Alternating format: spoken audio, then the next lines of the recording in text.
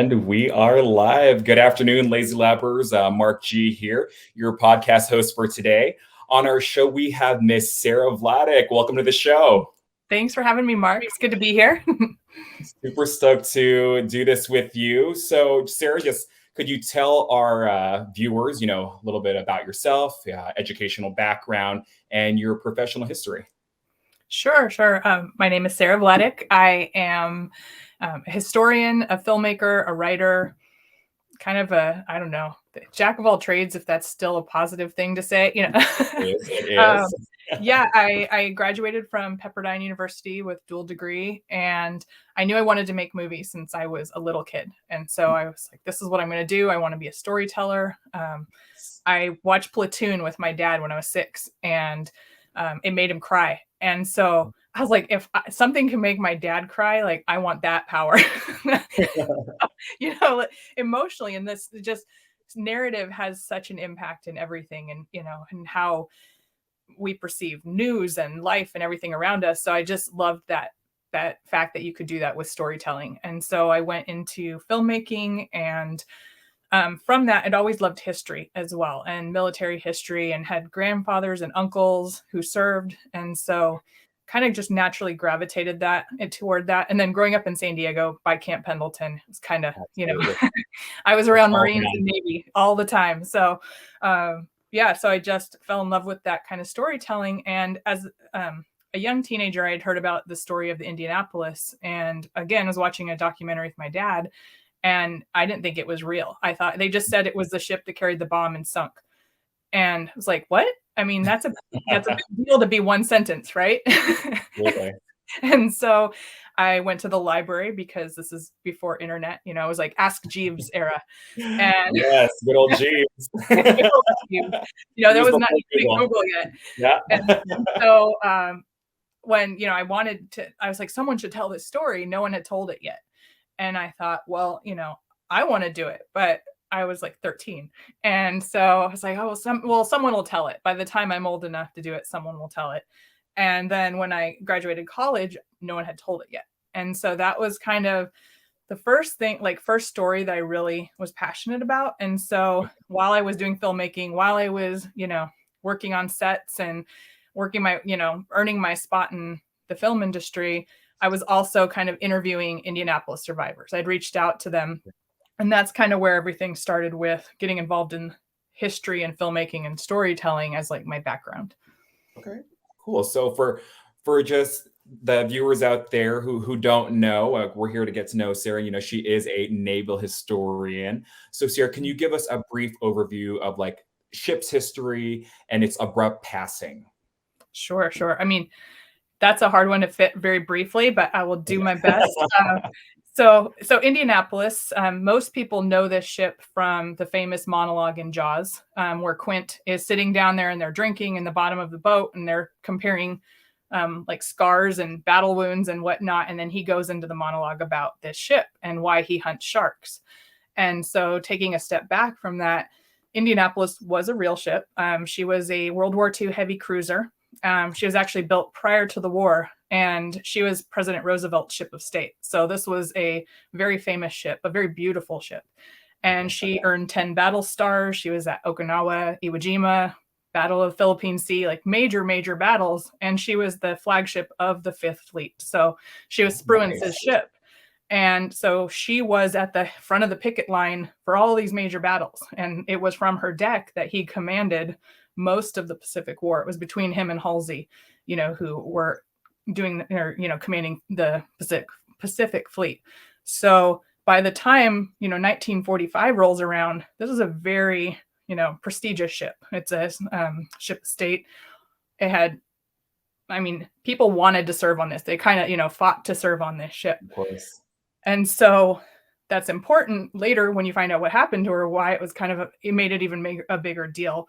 But she, in the Battle of Okinawa, on the day before that, she was struck by a kamikaze plane, and the plane hit, but a bomb dropped off the plane, went through all of her decks and exploded underneath the ship. Wow. And they were able to salvage her, but they had to take her back to the States. So she limped back to Mare Island, which is kind of by San Francisco area. and they did repairs. And it just so happened that they finished the components for the atomic bomb. At that time, they needed a fast ship. Indy was one of the fastest ships. She was a cruiser. And Nice. so she was picked to carry components of the bomb. And it was very top secret. Even Captain McVeigh did not know what they were carrying. So, all these young sailors, they also turned over a large part of the crew. So somewhere around a third of the crew was brand new, like fresh off the farm, 16, 17, 18-year-olds, never Brand seen. new to Navy. No, they didn't know how to swim. They actually did not teach swimming then. So there they go on this 610-foot long cruiser on a high-speed run, and they're going 32 knots. So for a ship that's that big, going 32 knots is fast for a long time. Yeah. So they cut their teeth on that journey. And and they actually set a record from ferry and light, so like San Francisco to Pearl Harbor, that still stands today for like that speed record.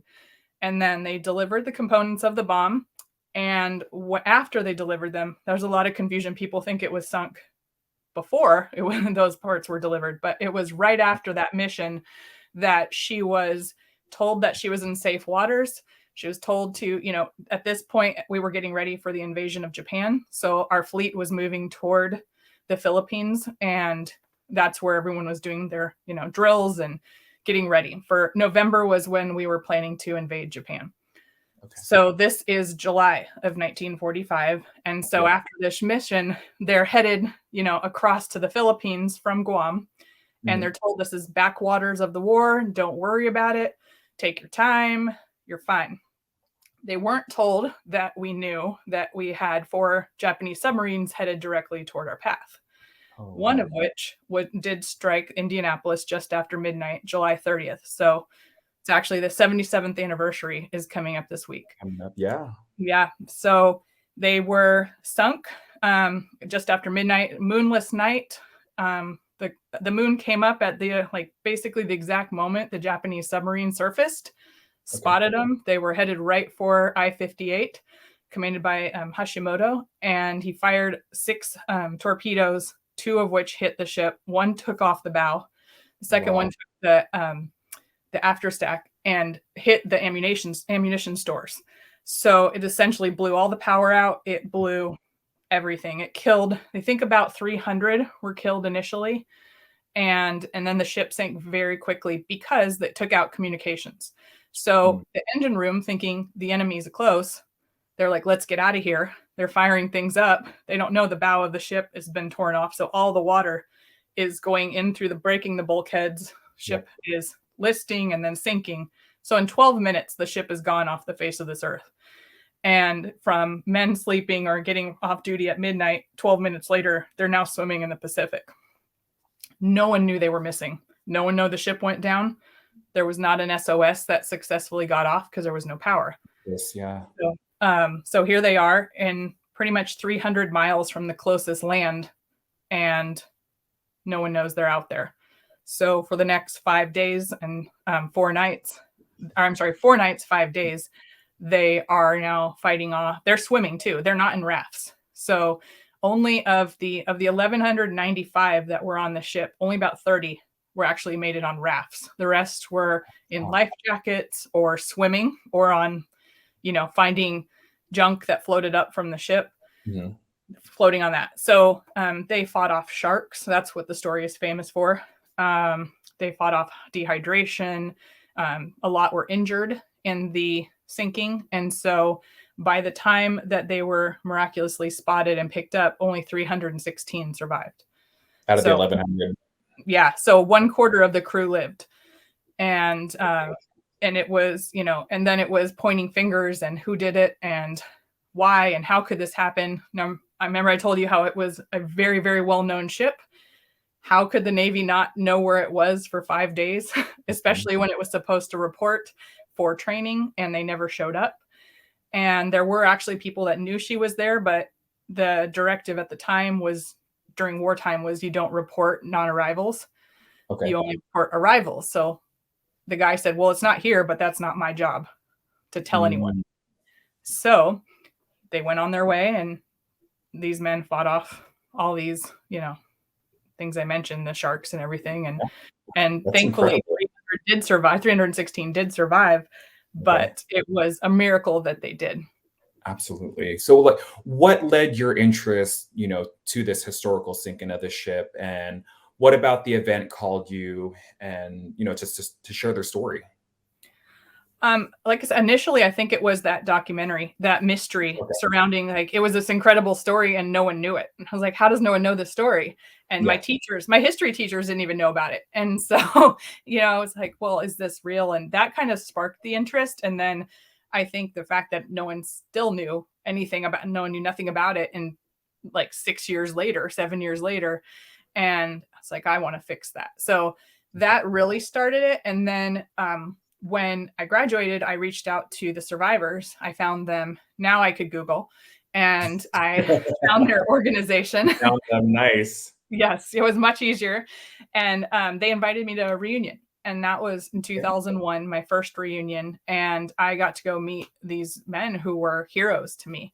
Mhm. And so at the time, there were about 117 still alive of the Still a good 360. amount. Yeah. Yeah.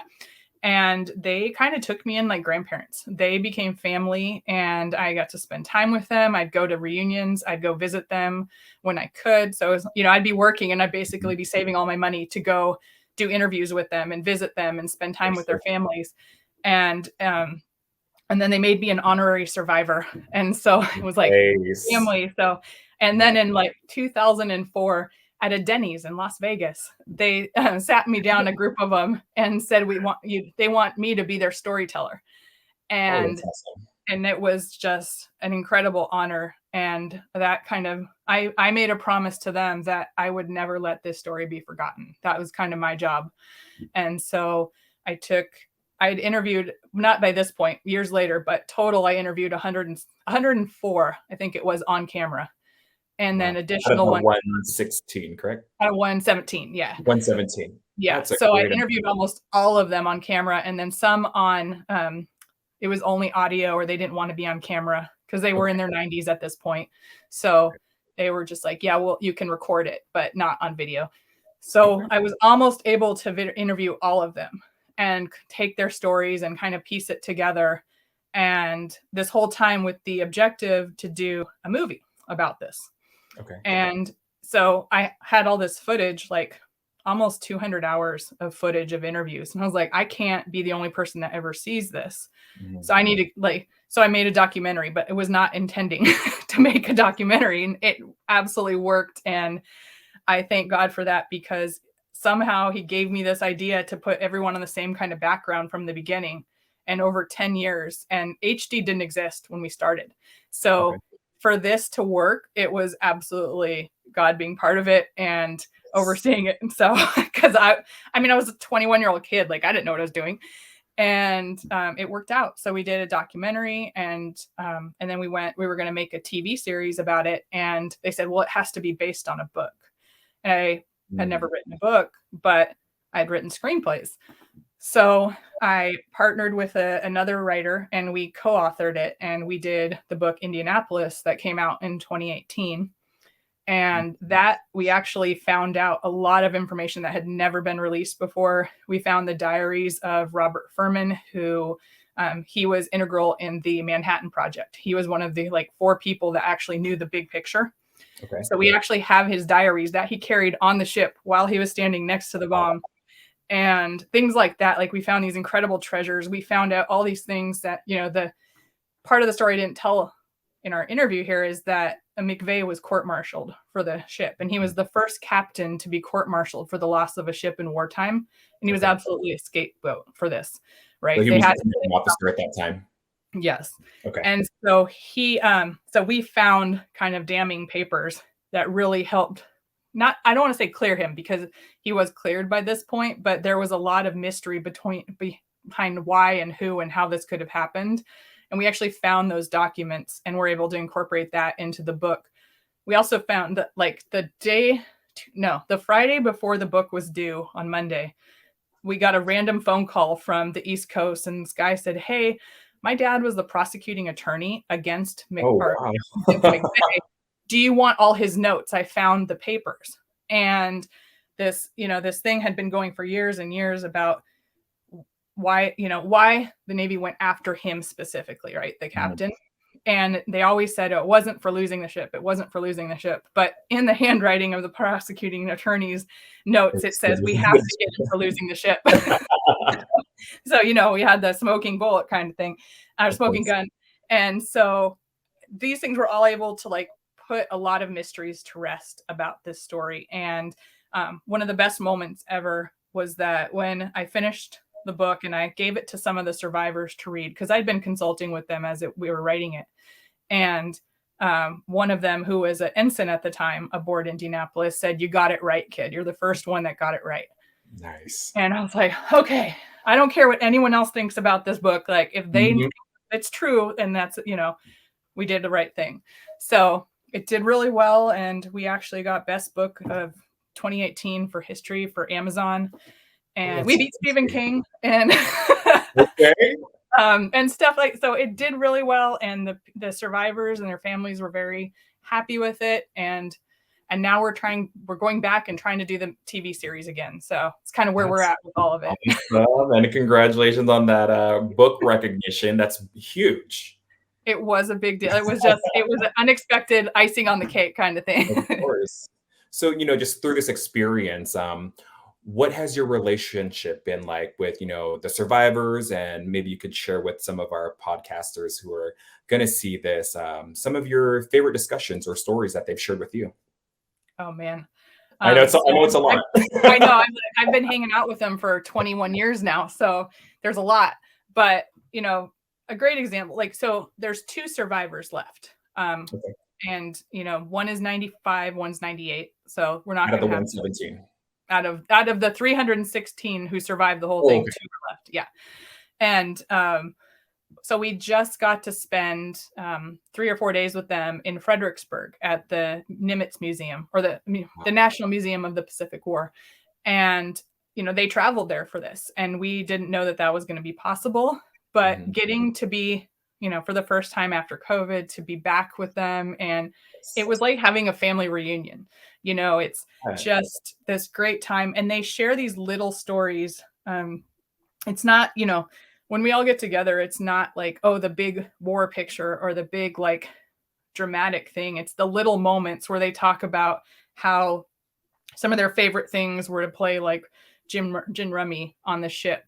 And they're Mhm. like watching kamikaze planes fly by and they're playing cards, like, Yeah. or and then much more serious things. They talked about some of the battles they were there for and how hard those were to see, and as they're like 16 and 17 years old, what that was like. So you never know the stories you're going to get. Most of the time they're funny, and like they'd tell us stories of getting in trouble a lot, or trying to sneak girls on the ship, or Of course. drinking too much, or getting Favors. busted and thrown in the brig, or Yeah. like they were kids. And I think a lot of times we think of war heroes and we think of these adults that knew everything, and they were just as fumbling and not knowing as the kids now, kind of thing. But they just had this sense of honor and this duty to their country, and to more so to the guy next to them, to their brother. That and I know those who serve understand that more than anyone, is that loyalty and that brotherhood and sisterhood that you have with your shipmates, or your platoon or whatnot, whatever branch you're serving in. And so there's just this camaraderie that they still have, and they're these salty sailors. I'm like I said, they're in their 90s and they give you Mhm. sass like Love no one. Like they just tell you what's up, like and I love that. And that's something. I have all these little stories and quotes from all the guys who have since passed that like I have on post-it notes on my wall it. that Mhm. just kind of make me smile. Or just when I'm having a junk day and I don't want to do anything, or I want to sit on the Yeah. sofa and watch TV, like I'll have those moments where I'm like, Yeah. what, like I can do this, like it's time to get it together. So I that's love kind it. of thing. So, what can Lazy Lab Hunting Club do to ensure that, these guys' stories is not forgotten? And how can Lazy Lab assist you in the future with this? I just think, awareness of this story of, it's we're losing the World War II generation so quickly now. Yeah. And it's important for all of us to remember those stories and make sure they're passed forward, so that there's this understanding of the legacy that came first. But, right? So I encourage people to go, if you don't know anything about Indianapolis, read the book, watch the documentary. It's free on Prime. It's called Very good. Indianapolis Legacy. Yeah, We I think love I make free. 12 cents for everyone that watches it. And but it's about the awareness. And we have a Facebook page for it that is USS Indianapolis Official. And that's really great because all the families are on there. So they tell stories of these sailors. They'll post photos and videos. And so you're hearing this firsthand, like in the moments that they've captured. So it's a great way for the next generation to like see what this story was about and its significance. So I think that's just something like having that awareness, and not just Indianapolis, but World War II, Korea, like remembering to look back, because if we forget to do that, we're going to get lost when we go forward. Absolutely. So I think that, and then, if anyone wants to fund a TV series about Indianapolis, hit me up. We're available. Yes. Let's do it. Yes. Awesome. So to our viewers out there, again, if you guys want to learn more about the USS Indianapolis, she said you can check it out on Prime. It's free. And then also check out their Facebook page. Again, Sara, thank you so much for sharing all of this with us and your experiences, and of course these men's stories to their service to our great nation. And we really appreciate you having on the show. Thank you so much, Mark. It's great being here.